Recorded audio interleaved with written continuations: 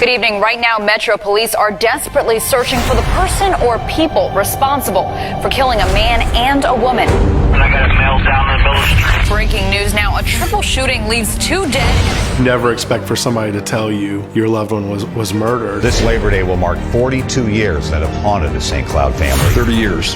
30 years this family has waited for answers. A couple months go by, 3, 4, 5, 6, and you really start to struggle with the idea that the case might not get solved and that somebody might get away with murder. It's very unfortunate that we have any cold cases at all, and certainly unfortunate that we have as many as we do. And that's why Ryan's work and the work of Project Cold Case is so important.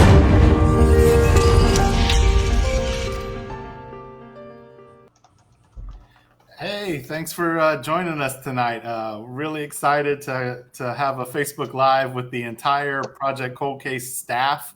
I'm Ryan Backman, the founder and executive director of Project Cold Case. With me tonight is Frida Washington Perez in the middle, our victim advocate, and Clint Richardson, our marketing guru, branding guru, and all things social media guru. All things tech.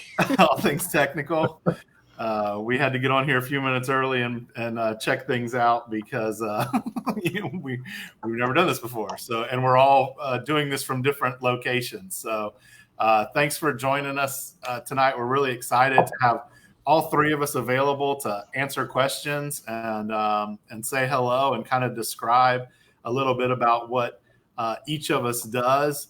I think by now, pretty much everybody has, heard my spiel and seen my, me talk. So I'm hoping that we will, generate some dialogue and get some questions about some of the actual inner workings of Project Cold Case today. But I see Derek and Jim have joined us. Good evening. Glad to have you guys here. My name's Ryan. My dad was murdered in 2009 in Jacksonville, Florida. That case is still unsolved, which is, the reason for Project Cold Case. I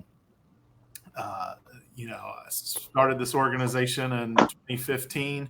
Here we are in 2020. We've got a staff, three full-time employees. We have an office in downtown Jacksonville, Florida. We work really, really hard, and we do a lot with very little. It's something that we're all very, very proud of. The effort that goes in, sometimes I wish we had some cameras in here to record some of our brainstorming sessions and some of the ideas we come up with and some of the things that we do behind the scenes, because quite honestly, we are always working to try to raise awareness for every case that has come into our office. And if, sometimes those things come out and you see them, and sometimes they haven't come out yet, or maybe we decide later on they weren't great ideas. But we are constantly working to help advocate for families of cold cases and to raise awareness. So I want to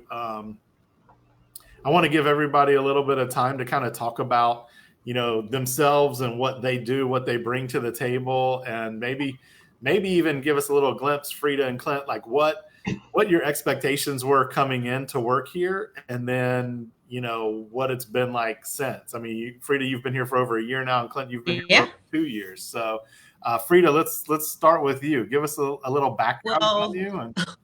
Okay, so I'm Frida. I'm the advocate. If you're emailing us and you're providing us with the case submission, you're going to hear more than likely from me. I'm usually the one that answers the phone and kind of gets that process started for the intake. I was thinking about what you just said, Ryan, because I remember after the interview, you were like, you know what you're getting into, right? And I'm like, yeah. Sorry, Clint. I'm like, yeah, I do, because of course we work together at Compassionate Families, which also worked with families affected by homicide. But yeah, I'm here for a year, still enjoying it. As you say, our brainstorming sessions are great. We're constantly finding ways we can improve our services, but also look for other ways to do it. And then we also bounce that off Clint to see if we can do it. Some of those tech things we like to do. So, but yeah, so I'm free to usually any phone call you'll be hearing. I'm the one that's answering those calls. Yeah. People that submit cases, it's Frida that reaches out typically after we get those submissions. sends out the support meeting emails, all of that stuff. Anything that's dealing directly with families is going to come from Frida or I. Typically Frida, and because I juggle the advocacy side and the business and the growth and stuff like that, sometimes for me and sometimes not. And then Clint, he probably really didn't know what he was getting into. Not at all. No experience in nonprofit world, advocacy world, homicide world. But Clint, give us your background and tell us what you've learned. Oh man, I mean, I was just about a year out of college, graduating from Auburn University, and thankfully you gave me the call because I was struggling to find a job, and it's been incredibly eye-opening coming down to Jacksonville and moving out of home and living on my own for a little bit, and just the nonprofit world is entirely different on its own. The world of homicide and cold cases is just, makes you look at the things differently. And it's been a challenge trying to, figure out how best to market this organization and these cases, and, always trying to brainstorm and bring new ideas to the table. And it's been a challenge, but it's been a lot of fun. Yeah. Our initial conversation, Clint, was, hey, I don't know how long I can, have you, but you want to come down and pad your resume for a few months. And it was a 3-month internship at first. Yeah, and help us out. It's turned into a 2-year adventure, and you really came in and you went through the entire website and made sure that all of our branding was, was clean, and that it was simple.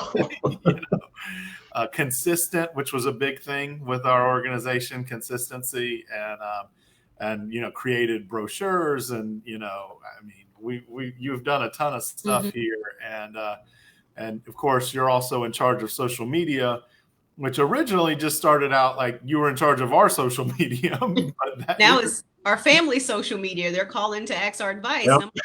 Now that has help you. Yeah, exactly. It's grown into an opportunity for us to offer another service to families, which is, when you create these justice pages for your loved one and you're trying to raise awareness for their case, the best ways to do that, kind of best practices, what we have learned since Clint has come in, and we've really tracked our growth on social media and Facebook particularly, and tried to figure out the best pattern for getting the biggest reach, the timing. We're a nonprofit. We don't have extra money to boost posts and stuff like that. So Clint really had to experiment, and with these kinds of experiments, you just got to kind of let it ride. You have to buy into it for a little while until you get a baseline and understand, and then you can make some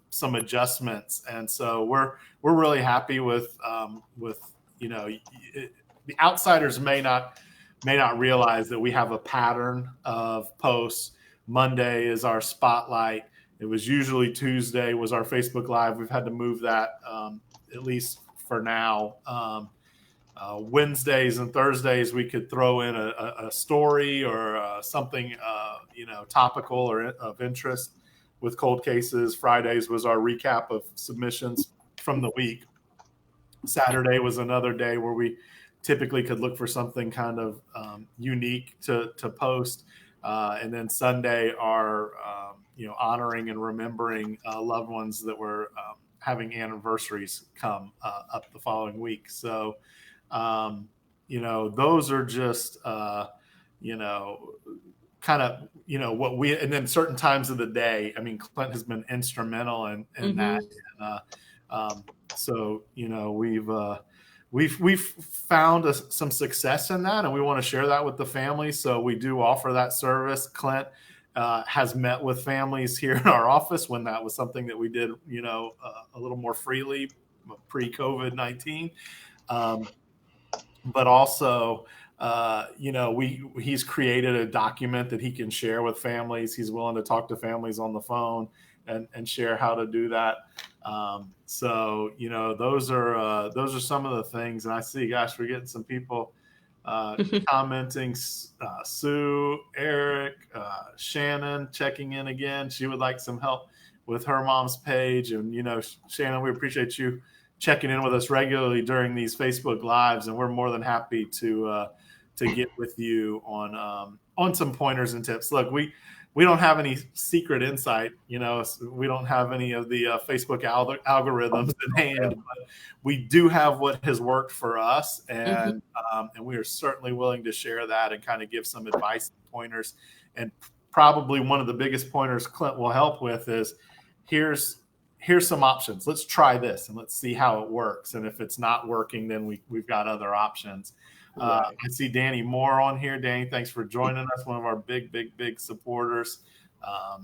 Good friend, close friend of Project Cold Case. Colleen Fitzpatrick is on here from Identifinders, which does forensic genetic genealogy, which is obviously a popular topic right now. And so, she's somebody that we communicate with regularly about the trends of new technology in cold cases, and haven't officially had the opportunity to work together, but always looking for that opportunity as well. And I see Joey has joined us. Frida, I don't know if you see Joey. I see. As another service that we provide. This was something that Frida came up with during quarantine, was having Zoom calls with survivors, with family members. And so Joey was one of those first kind of like, let's have a meeting, from the comfort of our home and talk to survivors. So, we did that. And now I think Frida, that's going to become part of our intake policy. I think we're definitely going to keep it. It definitely makes it, a better connection. And then also, I think that with the virus, it was also giving us a way of just showing our families that, we may not be in our office, but we can still provide you a service that's, for you, for, what's going on with your case. So, but yeah, I definitely see it staying around. Yeah, we've now done it a handful of times, and whether it's specific questions, whether it's intake, whether it's an opportunity for survivors to see us eye to eye, face to face, even not in person. There's obviously something a little more, just bigger connection when you're able to see each other and talk, and it's not just via telephone or email. And I think also it allows for the family because we schedule it. So it also allows them that time to kind of say, okay, someone's answering or looking to help. And then they can also collect all that information and things they want us to know. And then it's like a better way of collecting that information. That's what I've noticed from doing the Zooms. Yeah. And, some of the other things that we can do is like the meetings don't just have to be me, you, and Frida. You know what I mean? Mm-hmm. Frida, you and us. It can, we can do this with Clint, whether it's Facebook. We can do this with law enforcement, with the detective, and maybe, right now they're not really meeting with families. So mm-hmm. we're able to facilitate a Zoom meeting. Obviously, it's not something we would publish on Facebook. That would be a private Zoom call that we could connect with the law enforcement detective, the family, and then us sit in on the meeting as well. We have done that. So, I see, hey, Dolores and Colleen, yeah, you need some help with your Facebook page too. Yeah, don't we all? It's like, hey, Tommy, yeah, it's, people joke. I remember laughing when I heard that kids were coming out of college, and they were getting jobs, as social media marketers. And then I started a nonprofit, and I tried to balance everything myself and create a presence on social media. And it's impossible. It's a well-deserved and earned job. So it's definitely a different language. I know sometimes me and Clint will talk, and he's educating me on, and I'm like, oh, I didn't know you can do that. Like, because I do have a limited view of social media, unless you're, versed in what goes on in that conversation. But I ask them all the time, can we do that? Absolutely. Yeah. One of the biggest challenges that a lot of people have, like you saw, Ryan, and a lot of these families will have with their memorial pages is, for the most part, running a social media account, even just a single Facebook account, is basically a full-time job. And it's a struggle for a lot of people to accept that and to stick with it, even if they can't give that much time to it. Yeah. Yeah. We do a lot of scheduling, of posts, but think about every single day doing a post, 365 days a year, and some days doing multiple posts, depending on how topical something might be or how important it is to get it out there right away. It can very easily, consume you. And it's sometimes hard to find content that isn't repetitive, that isn't always, asking for financial support or asking, for help. We trying desperately to put out, diverse content but stay laser focused. And so sometimes that can be hard. And it's similar with a justice page or a memorial page. We had this conversation, Clint, in the office the other day, where it was like, we post at least once a day on social media, but how frequently should somebody, should a family post about their loved one's case?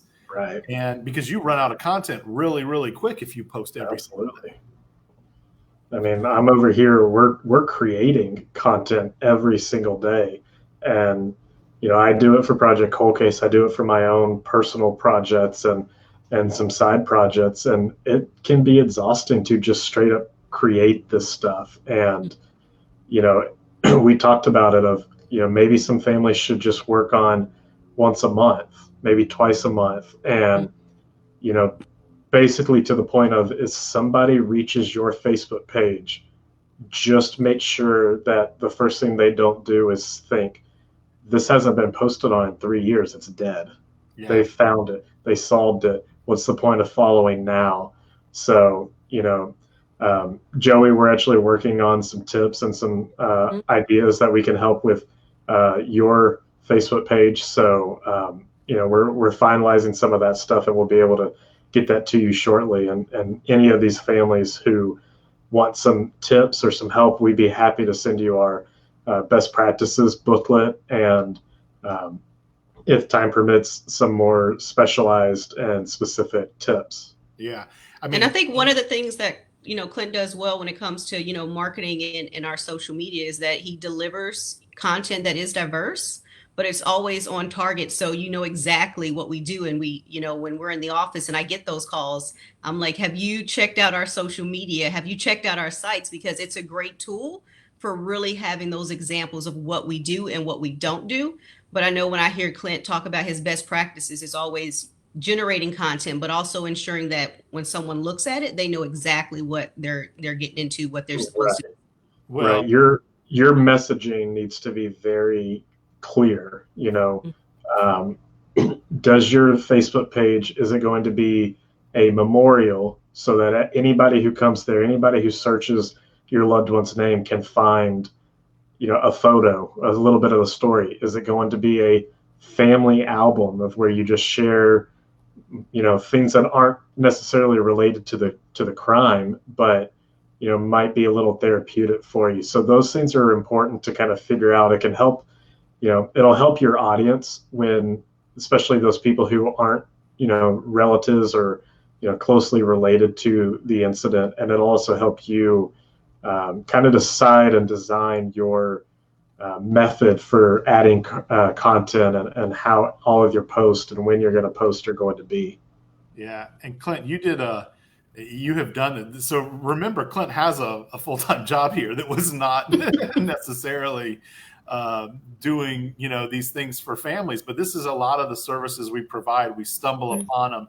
A family comes to us and says, I'm having problems getting reach on my Facebook page, and so Clint started looking at it, and we sat down with a family, for 2 hours in our office one day, going through all of this. And then with the page you were talking about a minute ago, like, you did a full audit of that page, or you're still doing an audit of that page. And so it's not something that we will regularly do. And it's not, it's kind of an added thing that when Clint, has a little bit of time that maybe he can look through and point out some specific things. Again, we have like a best practices sheet that is where we'll start. And then, if time permits and we can do it, then Clint can go in there and look very specifically at some things from an outside perspective, and say, hey, look, maybe try this, maybe try that, maybe, mix this up. And, and I see like Brittany Collins posted a link on here. You can't click on it yet, so I don't know what it is. But, feel free to post your loved one's, justice or memorial page in these comments, and help each other out, let people look at other people's pages and see, and like each other's pages and share each other's pages, because that's really, how you get that reach and reach as many people. And I've left right here forever, but, because it was, we appreciate him seeing and recognizing, what all goes into it, because a lot of times if all you do is check our Facebook page randomly, what I mean, then you may not realize how much goes into just the social media aspect. I mean, it is literally a full-time job. And then on top of that, we are dealing with families, and Clint, who had no experience in dealing with families and homicide, and really, preferred that role, has found himself, now after 2 years, he understands certain things, he recognizes certain things, he hears things in phone calls and emails, and we all three work very, very closely. I mean, we're in different places right now, but our office downtown, we all three are there, and we have lots of meetings, and brainstorming, and so nobody's really on the outside looking in. Like you can't really avoid it in this office. It's a lot of cross training that we do, so while, Clint's learning, what I'm doing, I'm also learning what he's doing. And it just makes our team stronger, because I know before the virus, we do community outreach, and, I'm talking to families and explaining what we do. And then I'll look over and Clint's, doing the same thing that an advocate would do. And I think that just makes you stronger if you can, pick up where someone's needing, or, still addressing our families. So I do think that we realize that, the cross training only makes us stronger. Yeah. So it is always good to get another perspective. And in this office, there's no bad ideas. There's no dumb questions. There's no, it is all about hey, how does this sound? Well, it sounds okay. And then we start working together, and we get workshop just about everything we post. Yeah. Yeah. I think the biggest thing is, can we do this? Yeah. Because it's three of us, right? So we're like, can we do this? Yeah. And that's what surprises a lot of people when we tell them that everything you see, all these articles that are written for the Spotlight, they're written in part by, college students, but those every week getting the content, posting content, creating graphics, adding families to the website, that's all done by a 3-person team. Yeah. And I mean, the cool part of that is there is nothing that we do that hasn't been touched in some way by every one of us. Nobody is ever, kind of on the outside looking in. Nobody gets to just have full credit for anything. Nobody wants full credit for anything. It is a true team effort, and so it's something that we're really proud of and that we enjoy. And I wanted to say hi to Jennifer, who is a big supporter of Project Cold Case 2. Some of you that live in Jacksonville may have met her at our annual Year of Hope event back in January. Jennifer is an owner of Innovative Forensic, and they do forensic genetic genealogy as well. And we have had the pleasure of working on some things together. And so really appreciative of Jennifer and her team and everything that they do. And again, keeping us up to date on the newest technologies, what exactly genetic genealogy is. I mean, that is something that the the science behind it, the commitment to it, what these genealogists do to provide those tools is just astounding, and I nerd out to it, and I like to hear. Jennifer always tells me, she's like, this stuff is not that interesting, and I'm like, well, I like to learn, and I don't know what you're talking about, so I'm learning. I appreciate it. I see Miss Rosa's on. We just did her son Kevin's spotlight, Kevin and Sanders on the spotlight. I also recently. see Miss Crawford. That's Joshua Delaney's mom. Yep, Right? I saw her too. So we did a spotlight, on this case recently, and then, like you said, Miss Crawford here, Joshua Delaney. We did an update on his spotlight because Joshua Delaney was the first case submitted to Project Cold Case outside of Jacksonville, Florida. So when the organization started, I basically reached out to the families I already knew that had experienced an unsolved homicide and said, hey, I'm starting this organization. I'd love to put your loved one's picture up on there and see how I can help. And then all of a sudden, Ms. Crawford sent Joshua Delaney's submission, and I was like, oh my gosh, what do I do with somebody that's not in Jacksonville? And so, we basically had to make the decision right then that we were not going to punish a grieving family because of where they lived. And Joshua remains literally the very first submission we ever had outside of known families, and kind of, again, helped us evolve to be able to assist in other ways. And as we have grown, and as these spotlights are now being done by student journalists and volunteers, went back and looked at those original spotlights and was like, oh gosh, Ryan, what were you thinking? Bad. And so, we kind of decided, hey, the least we can do is go back and follow up on these old spotlights. We don't have to redo them, but maybe we can do like a question and answer with the family and get an update. And so, Frida, you did that recently. I did. And Ms. K was very gracious and spoke with us. And I did relay that story because at that point you were still nurturing Project Cold Case. Yeah. But I did relay that story that, her son Joshua, that was kind of that indicator that, people need survivors need help. It's not just limited to local. Yeah. And so, that was something that I had pointed out to her. Yeah, I was never going to be able to live with myself if I told somebody, I can't help you because you live in Colorado. I would have never been able to sleep at night. It was going to go against everything that our belief was that families of unsolved cases needed specific attention. And so you can't do that if you're going to limit it. And it's been challenging, but, we're learning and we're evolving.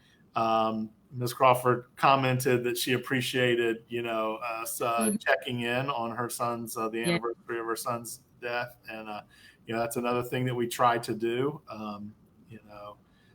So, we,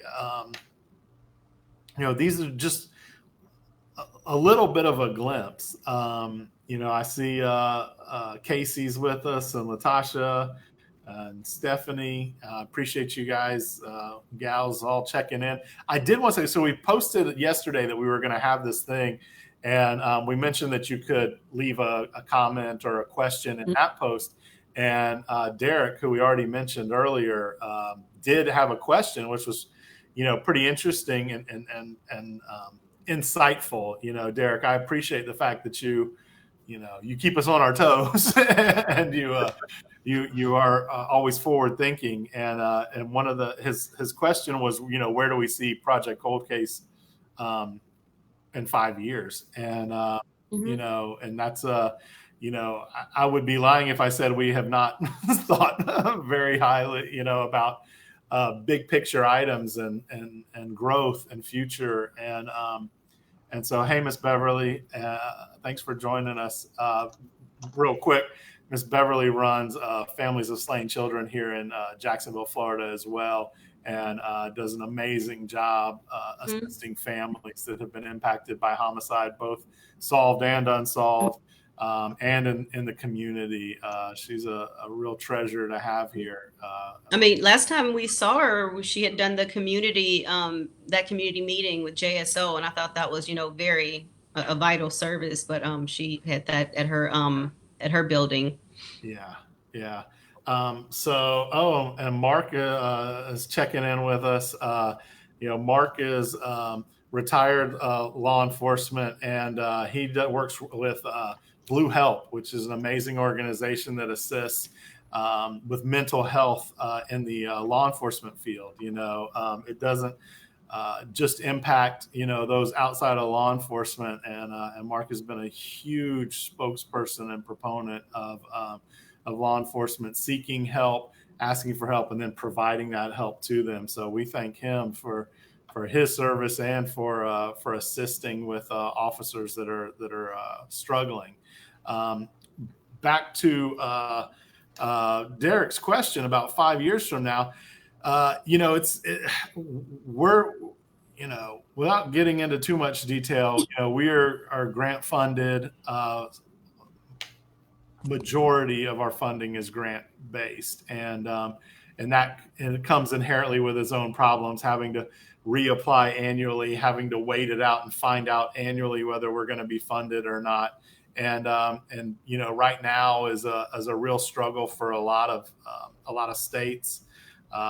We are expecting some cuts. We're expecting cuts on the two grants that support Project Cold Case. We don't know what those cuts are going to be yet. We're hopeful that they will be easy to weather because we've built the organization that way where we can survive that kind of stuff. But we're at the mercy of others right now, and that certainly wasn't part of the 5-year plan. Was trying to figure out how to make up funding that we had already spent years securing. So. A little bit of a wrench, and in our 5-year plan there, Derek. Where we're currently working through that, and we're going to figure out. But we want to see growth in Project Cold Case. We want to see expansion. We want to grow the team of advocates. I think unfortunately for Clint, he's probably going to have to wait on an assistant. But our goal would be to kind of focus on that advocacy part first and grow that and expand potentially into other areas. So Derek, Project Cold Case Canada, maybe we're calling on you. We'll see. But but that's, our goal is expansion. Our goal is to grow the resources that we provide to every family. And we've been able to do that in a number of ways, as most of you know that have followed us. But it's, it's a real struggle. But what we see, as I'm looking through these comments and I see all these survivors that are on here that are, need assistance. They need an organization like Project Cold Case. The things that we can do, there's always more. And that's kind of our mantra here is what else can we do? And we don't spend a lot. We're very proud of the things that we accomplished, but we don't spend a lot of time leaning back and cracking our knuckles and taking a break. Like it's almost always on to the next victim, the next survivor, or at least what can we do for the ones, again, that have already come and gone. So one of the things that we've realized is like when we put a spotlight out there, like we don't want that to be the last time our supporters see that victim's picture, that hear their story. We want to bring it back up. It's why we on Sundays do the remembrance video. It's why we do the recap video on Fridays of the new cases that come in. It's why we have a website with a Faces of Unsolved Homicide page with 800 pictures, of cold case victims on it. It's why we do spotlights. It's why we go back and revisit spotlights. There are so many, ways that we can help and we can keep helping. If you watch our Facebook Lives, you've seen the media here with us, whether it's Katie Jeffries with First Coast News or Lorena Inclan with Action News Jax. Both of them do stories on our local cases. We've reached out to media in other places and asked them to do stories. And then when those stories air, if this case still isn't solved, we don't want it to just disappear from our radar either. So we follow it up with Facebook Lives and we do anything we can to keep raising awareness for those cases, And I just wanted to say something today that I thought was very admirable. And I know that I'm going to put Clint on the spot, but sometimes some of these services just come up organically. For instance, we just added a new, victim to our database, and we just worked with the family who provided that. And once we put that on our social media, Clint had let me know that it was shared and someone else was picking it up. And so he was like, you should reach out to the family to ensure they know, because of course we're educating, and we also want the public to be aware that just because the information is out there and it's public, that doesn't mean you shouldn't try to engage with the family or include them. And so that was one of the services. I'm like, let me add that to our list of things we're going to do. Yep. So I don't know that you were looking to do that, but I'm like, oh. And so, of course, I reached out to the family and let them know. And, they were very thankful, but they were aware, Clint, of that. Okay. But that was a service that, I was like, oh, that just came out, and something else that we can also offer when we catch it. Yeah. Right.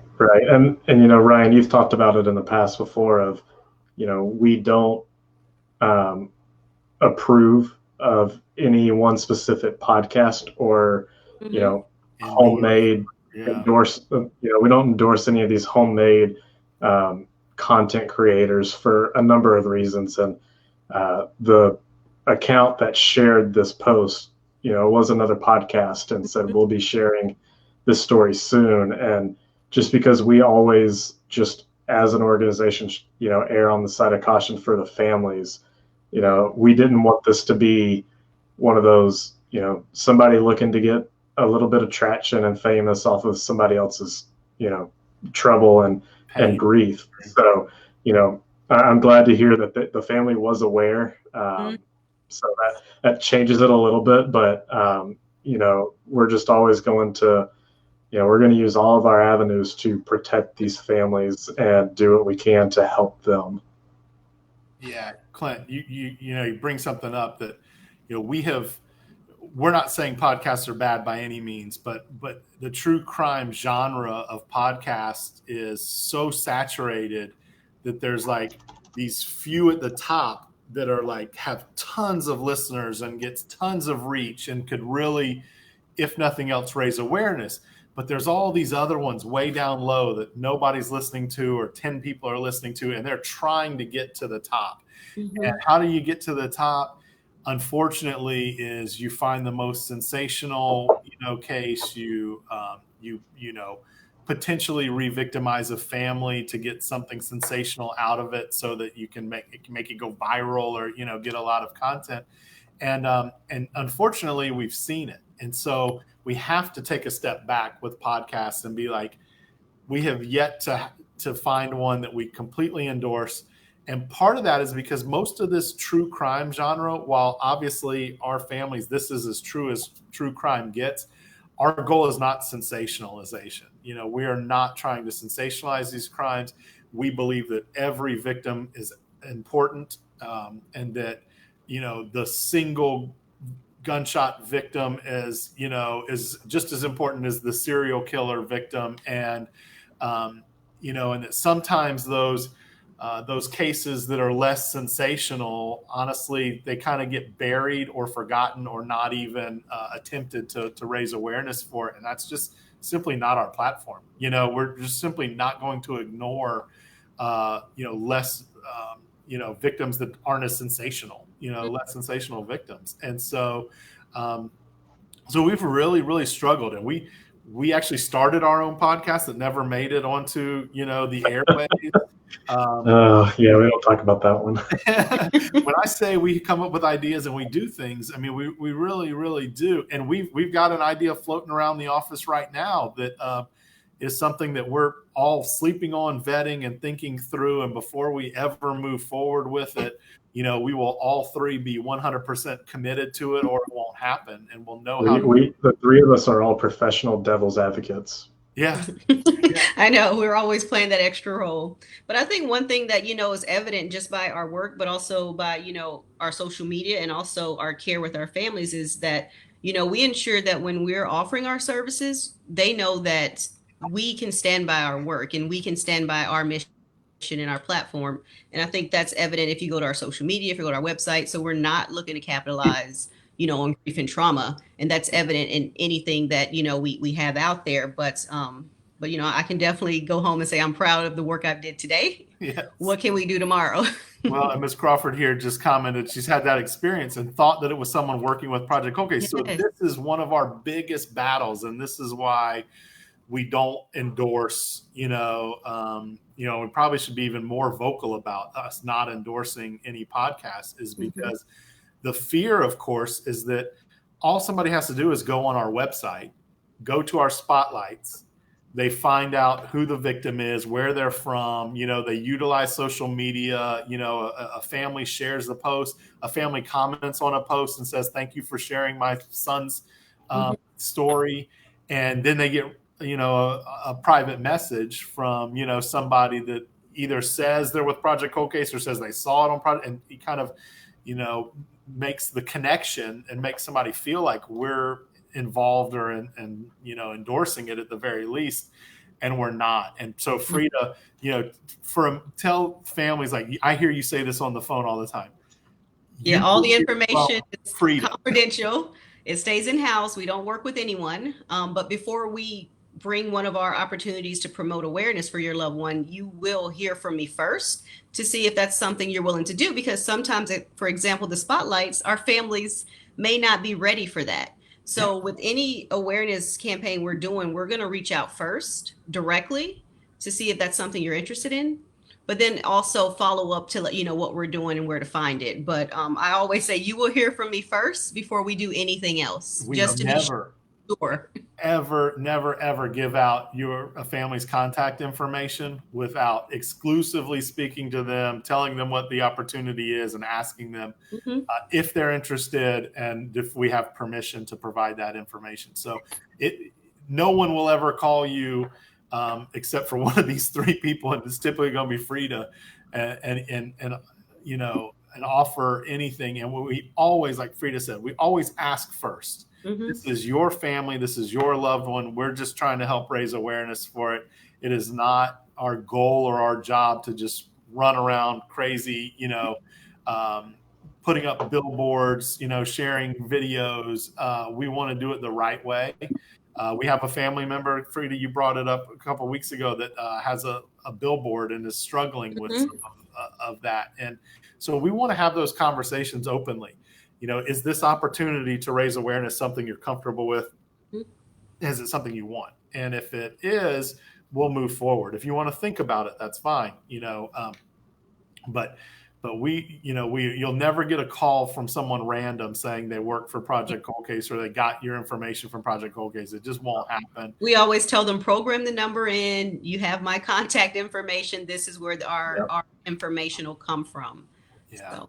And we do see the value of utilizing, technology like podcasting to raise awareness and to bring awareness for cases.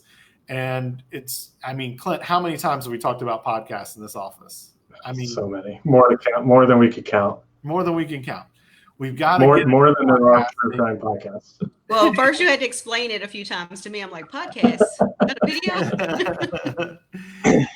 Yeah. Podcasts are such a different beast. We talked at multiple times of, doing YouTube videos, and we do have a YouTube channel where we archive these Facebook Lives and other videos that we do.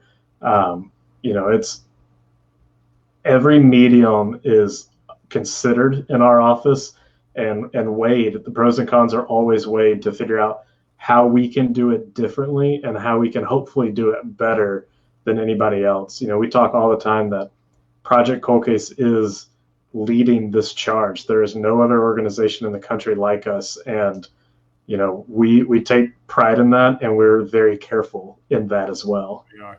And sometimes we make mistakes, and sometimes we do things and we realize it's not the most efficient or effective way to do it, and we learn from it, and we do better. I wanted to reply to Shannon here. The spotlights we produce are both from families and law enforcement, although we don't get as many from law enforcement, as we used to, just because of changes in departments, and our contacts sometimes are in the cold case unit, then they're not. So some value that and utilize it. The detectives do, and some don't. But typically, Clint, 90+% of our spotlights are family submissions. Right.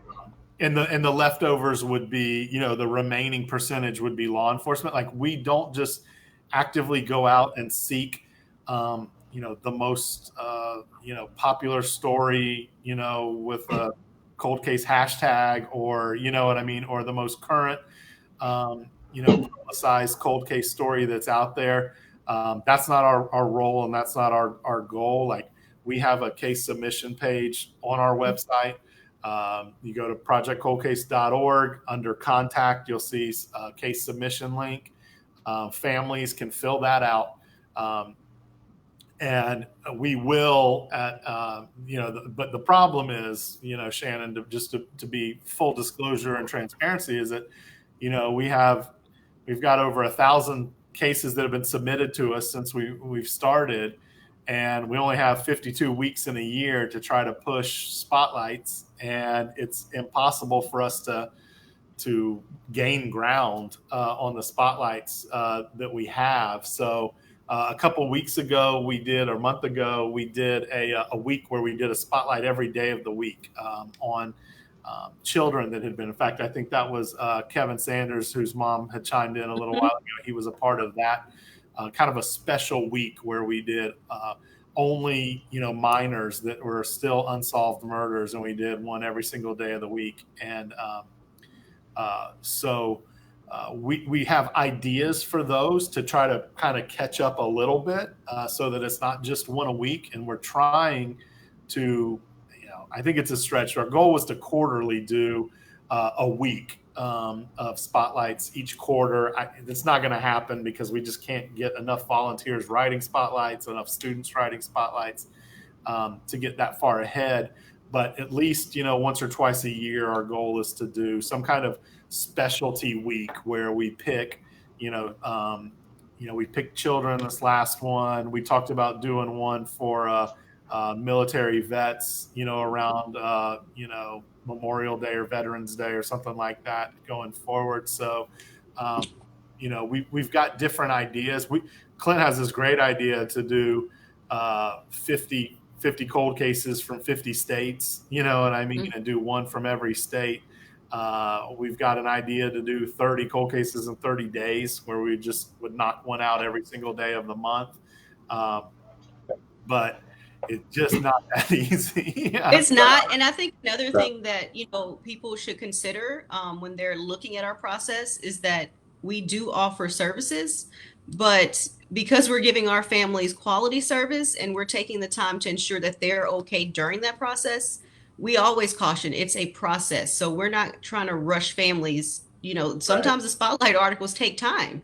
Right. And so, I think that's something that, while we would ideally love to be able to push a lot of spotlights out, we still have to be cautious of, can we do it for one?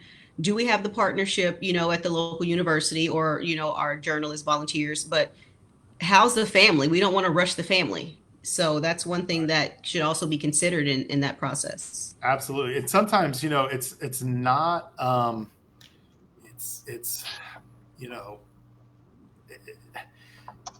sometimes there's nothing wrong with this, but sometimes the family thinks they're ready, and we start the process, and then they realize that it's still just too hard. And so, that's never going to make us upset. It's never going to make us not want to do your loved one's case. We'd rather you be honest with us. and just say it's harder than I thought. Like that's what we expect from some families, and it wouldn't be the first time. And so, those kinds of things come into play too, where a family believes that they're excited about the opportunity, but then when the interview starts and they have to start, giving details and going through it, it can be difficult, it can be traumatic, and it can be triggering. So those are all things that we're cautious of. I mean, right now, Frida's working on a spotlight. We're waiting for school to start back up with the University of North Florida and hopefully do, another spotlight with, another class project with them, which, I mean, Clint, are we on 4 semesters, 4 classes, or 3? Yeah, this next one will be number 5, I believe. Yeah, I think for this next one will be 5. So, but we're at the mercy of the students, of the school, of COVID. We have 2 volunteers right now that are working on spotlights for us. We've got a 3rd volunteer that has been working on one for a while and has kind of ghosted us, and we can't get a response. And so like it's frustrating, but those are the things that we're dealing with, on the back end, trying to make sure that that survivors don't feel like their loved one is forgotten or not important. So. Hey, Ryan, I want to go back to a question from Miss Crawford from a little while ago. You might have to, scroll back up to get it up, but I want to hit this before we do wrap up tonight. She says, "Can we, the families, help Project Cold Case in any way?" This comment came in when we were talking about our funding, and we never charge our families anything. All of our services are completely free to families. The best way you can help us is to just like, comment, and share on every single one of our posts. Do 2 of those 3 things on the majority of our posts. That's the best way you can help get the information out on these cases. It's the best way more people can see them. You please the Facebook algorithm gods with, giving those numbers. Those are the best ways you can do that. We never would ask you to, make a donation to us. There are Facebook fundraisers that you can do for free, and ask your friends to donate. But those are just some of the easier ways that you can assist us. Yeah, we will never ask our families to make a donation. We will never ask our families to pay for a service that we provide. That would go against everything that we stand for. You guys have been through enough. You have paid, the ultimate price already by losing a loved one, and that's just not something that we're interested in. We want to help you, and like Clint said, if you want to help us, help us raise awareness, not just for your case, but other cases.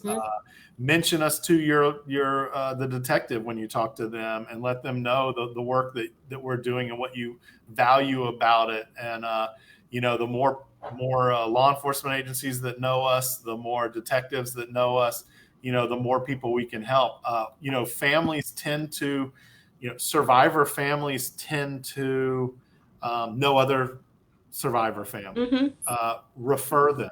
You know what I mean? I saw the Battens on here a minute ago making a comment about, thanking us for the videos that they've been watching more recently, a family that submitted their loved one's case, Andrew, and we just featured that one Friday on the recap, and so, that's, our goal is to share that stuff, and help. And, so again, we just, we ask that you share our posts. You don't, we don't want anything from you, And I was going to also say, you just never know, and I know this is no surprise to Clint, but the power of social media, I get calls all the time from people who said, I saw this on, are you guys there? Is this real? And I'm like, oh yeah. Yep. And just because they seen it on someone else's page who shared it from someone else. And you just never know how far that reach is going to be. And so, but yeah, I'm always just surprised at it. So Yeah, there's some reach right there. That's Clint's mom saying hi. So Mom. good to see. Say that We again, Clint. appreciate Hi, her Mom. support as well. Hi, Mom. Oh. Colleen threw up this thing on playing cards. And we have done playing cards. We've talked about it. We did them for a little bit different. We did them for a homicide conference, and we gave them out to all the detectives, not to inmates, which is typically how they're done. But we picked cases from the jurisdictions of the homicide detectives that were attending the conference. And that we felt like was just kind of a way to remind them, that we're available. It was more of a marketing thing, but we took the cards, and for every family that we used in the cards, we mailed them, a deck of cards. And but even just that expense I think we bought like 300 cards or something like that. It was outrageous, and it cost us a lot of money to do that. We felt like it was worth it, but if you can imagine, trying to buy that many decks of cards to go into prisons all over the country, it's a little bit out of our price range right now.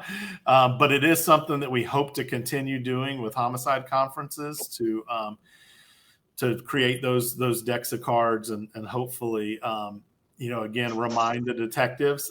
So many of the detectives at that conference they thought it was so cool. They're like, as soon as I got back to my room, I called the family and let them know that I got one of the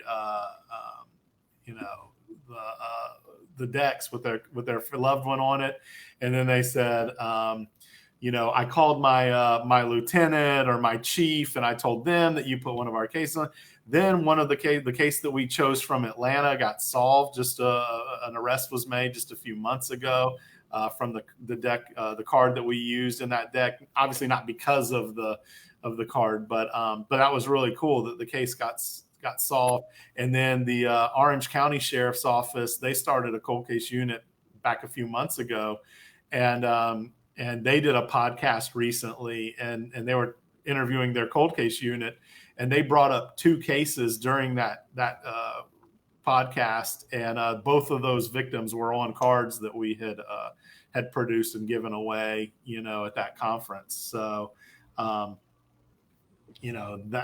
is, again, another long-term goal with the playing cards, and and so we'd like to do that more. We'd like to figure out an efficient way that we can do that. If we print cards, for Jacksonville, we can put them, in the pretrial detention facility, but it doesn't do us a lot of good to send them out to Sacramento. You know what I mean? So, but we're always open to those ideas and trying to figure out which ones. The cases, Colleen, from, I have to find the deck here. Let's see, if you're talking about, this one's not even opened. It was a law enforcement officer from Orlando, from a pop guy, I think, which Orange County Sheriff's Office investigates. I'll see if I can find it. You guys talk amongst yourselves for a second. Clint? What up, we talk? Leaving us out to dry, Ryan. Yeah. Let's see.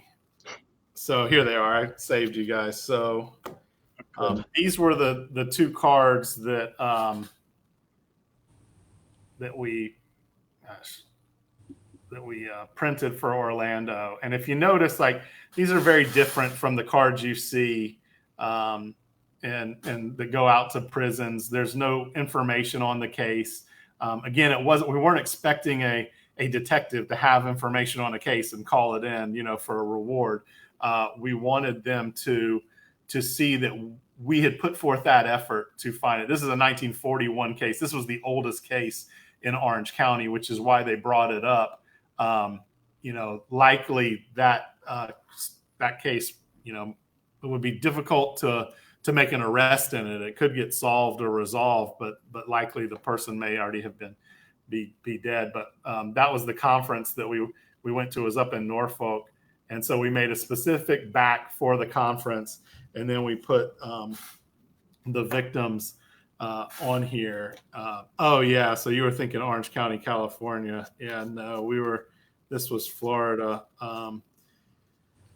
And then I was going to show you, this is the one from Atlanta that was solved a few months ago. An arrest was made. So we, we're really happy to be able to do that.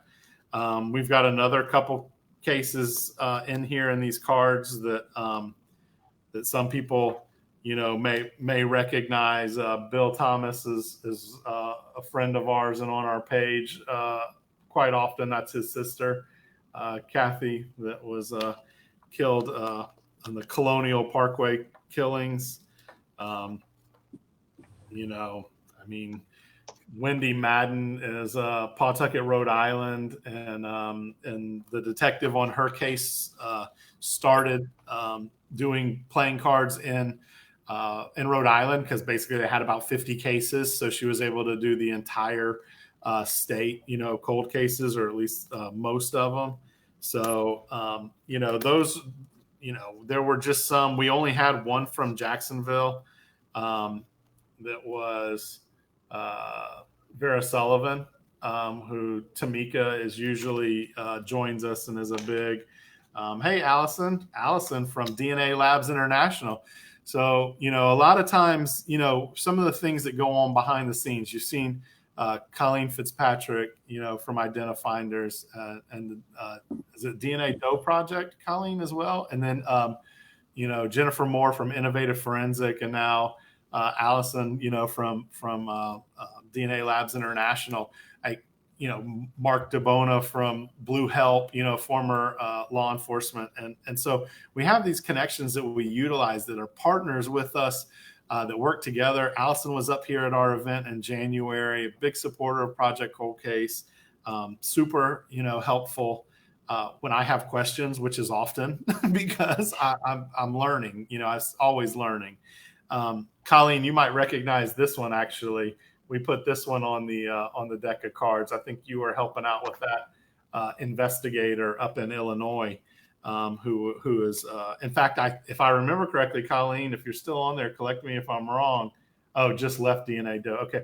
Well, so you helped with that one, and you got a name, a last name. You thought you were able to track them back to Alabama somewhere, and still hopefully waiting and trying to identify that victim from Illinois, that because they don't have an ID for that victim, there's no family out there advocating for the murder. And she said she couldn't see it, but there's no family out there advocating for her. So we want to identify that victim and make sure that that she gets justice, that her family gets answers. Where the heck did I put it? It's just,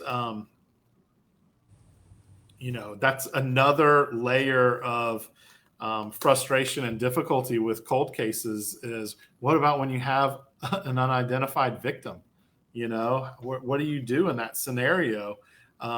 Something as simple as, I'm going to try to show you again, Colleen, if you're still there. Yeah, Grundy County, Jane Seneca Doe. So, when